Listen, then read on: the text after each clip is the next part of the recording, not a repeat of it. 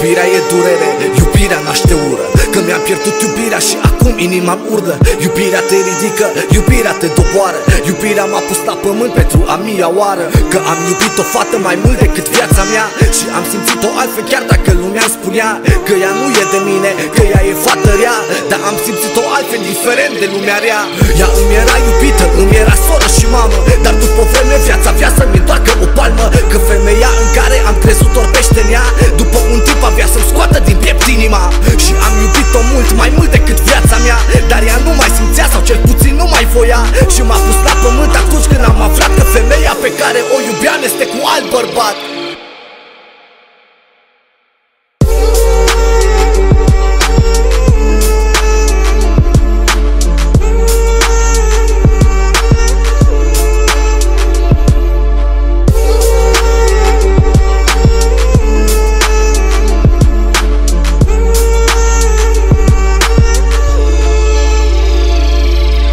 Pentru iubirea ei eram gata să mor și am simțit în piept un suflet o strigă de dor.